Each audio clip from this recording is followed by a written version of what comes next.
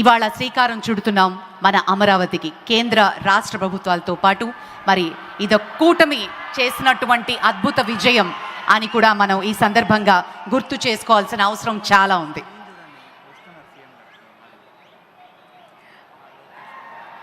గౌరవనీయులైన మంత్రివర్యులు శ్రీ నారా లోకేష్ గారు ఇప్పుడే విచ్చేశారు. వారిని సిబ్బంది రిసీవ్ చేసుకుని ప్రాంగణంలోకి తీసుకొస్తూ ఉన్న విజువల్స్ని మనం చూస్తున్నాము. అలాగే అమరావతి రాజధాని బయట పరిశ్రమలకు, యువతకు ఉపాధి, అలాగే అమరావతి ద్వారా ఎన్నో cities, metro cities, international cities గ్లోబల్గా ఒక తలమానికంగా నిలబడబోతోంది. నాడు హైదరాబాద్ స్వప్నాన్ని సాకారం చేసిన మన ప్రియతమ ముఖ్యమంత్రి నారా చంద్రబాబు నాయుడు గారు ఇప్పుడు ఆంధ్రుల కోసం అమరావతి డ్రీమ్ని ఒక రియాలిటీ చేయబోతున్నారు. ఆ కలల్ని ఎంతో పెద్దగా కనండి, ఆ కలల్ని సాకారం చేసుకోవడానికి కృషి చేయండి అంటూ చాటినటువంటి మహనీయులు అబ్దుల్ కలాం గారి స్ఫూర్తితో మన చంద్రబాబు నాయుడు గారు ప్రతి క్షణం కూడా మన గురించే ఆలోచించి, యువత కోసం ఆలోచిస్తూ, మన ఫ్యూచర్ కోసం ఈ ప్రణాళికను సిద్ధం చేశారు. 2020 చేసినప్పుడు అందరూ అనుకున్నారు ఇది సాధ్యమా అని. 2047 విజన్ ఇచ్చినప్పుడు ఇది నిజంగా సాకారం అవుతుంది అని ప్రతి ఒక్కళ్ళు నమ్ముతున్నాం ఈరోజు మరి అదేవిధంగా ఈ బృహత్తర యజ్ఞానికి వెన్నుదన్నుగా నిలబడిన రైతన్నలందరికీ పేరు పేరున పాదాభివందనం చేసుకుంటున్నాం ఈ సందర్భంగా. అలాగే మరి ప్రపంచమంతా చూస్తున్నటువంటి నేత మన నరేంద్ర మోదీ గారు గ్లోబలీ మోస్ట్ పాపులర్ ప్రైమ్ మినిస్టర్గా పేరు తెచ్చుకుంటున్నారు మన ప్రధాని గారు. ఆయన కూడా ఒక గొప్ప విజనరీగా రాబోయే రోజుల్లో ప్రతి రాష్ట్రం ముందుకు వెళ్ళాలి, అలాగే ఆంధ్రుల కోసం ప్రత్యేకించి ఆయన అభిమానంతో అమరావతి కోసం కేంద్ర ప్రభుత్వం ద్వారా కొన్ని వేల కోట్లని ఇచ్చి మరి ఈరోజు ఈ శంకుస్థాపన మరియు ప్రారంభోత్సవం అలాగే జాతికి అంకితం చేస్తున్నట్టు శుభతరుణం. మరికొద్ది క్షణాల్లో ఈ ప్రాంగణానికి పెద్దలందరూ రాబోతున్నారు. ఇక అమరావతి గురించి చెప్పుకోవాలి అంటే ఎంతో చరిత్ర. మనకి రాబోయే రోజుల్లో అమరావతి కళ ఎలా ఉండబోతోంది, దాన్ని రియాలిటీలోకి తీసుకురావడానికి సింగపూర్ సహాయంతో ఒక మాస్టర్ ప్లాన్ని రూపొందించడం జరిగింది. ప్రపంచ ప్రమాణాలతో వాటికి తగ్గినట్టుగా ఒక రాజధాని నిర్మాణాన్ని చేసుకోబోతున్నాం.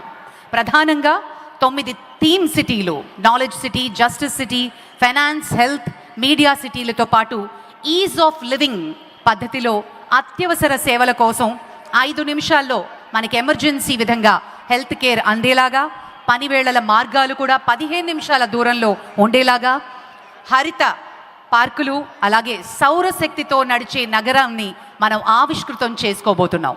అందమైన రోడ్లు, చక్కటి పార్కులు, నదీ తీరం అభివృద్ధి, ఒకవైపు బ్లూ కారిడార్, ఒకవైపు గ్రీన్ కారిడార్, వీటిని సమనిష్పత్తిలో ఏర్పాటు చేసి ఒక మాస్టర్ ప్లాన్ని రూపొందించారు.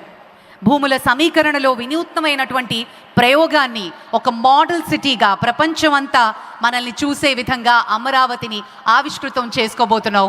చాలా చాలా ఆనందంగా ఉంది.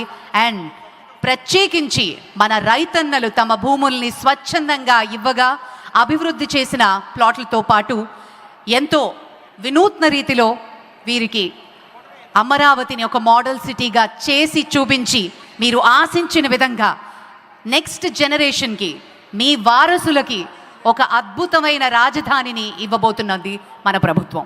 దానికి ఒక్కసారి మనమంతా మనస్ఫూర్తిగా అభినందనలతో పాటు మన ప్రధాని గారు వచ్చినప్పుడు మీకు ఇచ్చినటువంటి నేషనల్ ఫ్లాగ్స్ తోటి, వందే మాతర నినాదంతో ఆయనకి సాదరంగా స్వాగతం పలుకుదాం.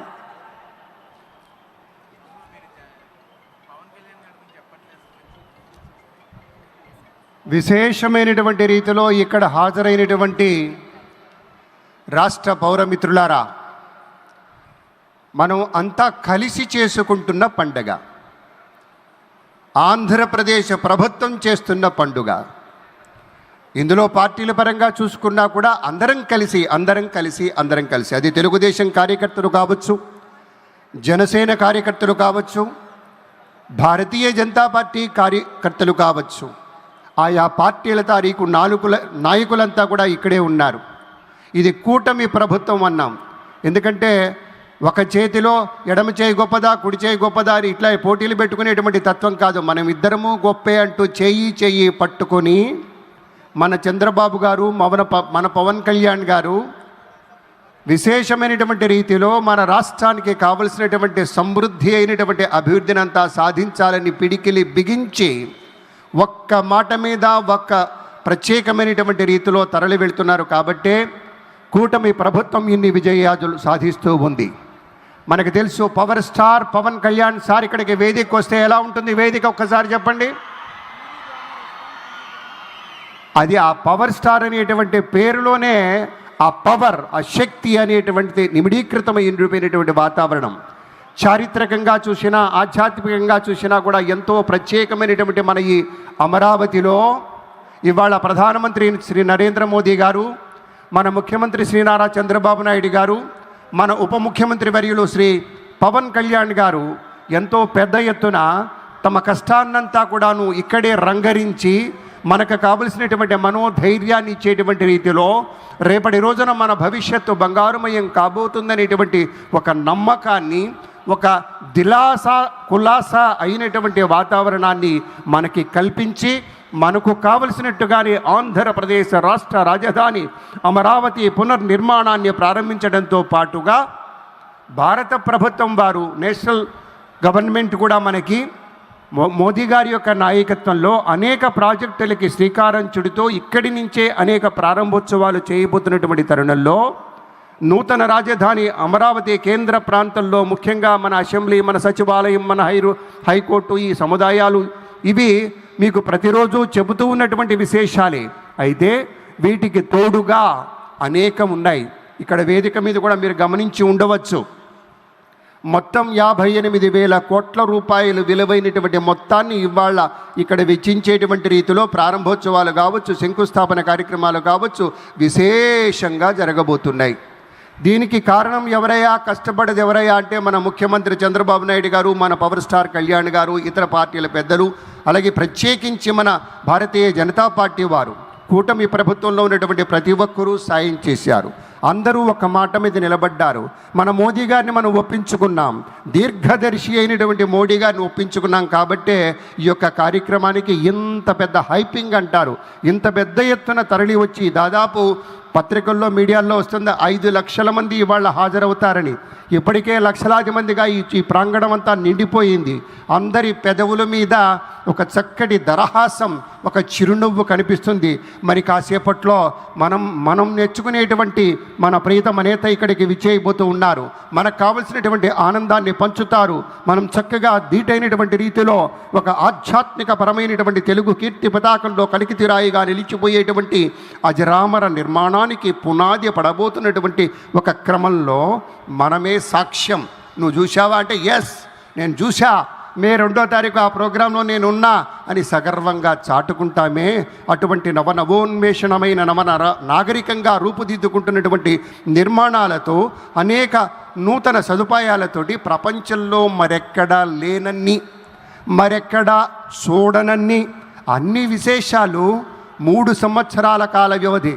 ఇందాకనే ఇక్కడ చూసాం మన నారాయణ గారు అనేక మార్లు పత్రికా ప్రకటన ముఖంగా, మీడియా ముఖంగా మనకి చెప్పున్నారు. 3 సంవత్సరాల్లోనే ఇవి సాధిస్తామన్నారు. సాధించి తీరుతామన్న నమ్మకం ఉంది. ఎందుకంటే ఇక్కడ ఉన్నటువంటి అధికారులంతా కూడాను ఆ ఒక్క మాటకి కట్టుబడ్డారు.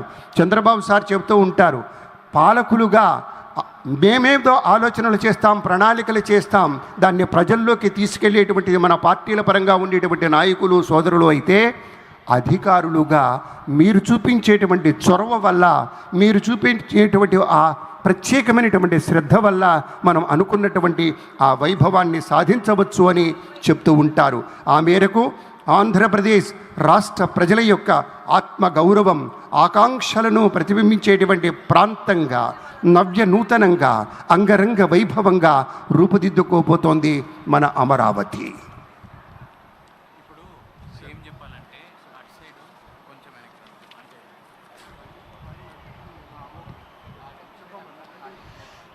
అమరావతి పునఃప్రారంభం మనందరి అదృష్టంగా భావించాలి. అంతేకాకుండా ఎప్పుడో మనం అనుకున్నది ఇప్పుడు సాధిస్తున్నాం అనడానికి ఒక సాక్షిభూతంగా ఈరోజు ఈ వేదిక నిలబడిపోతోంది.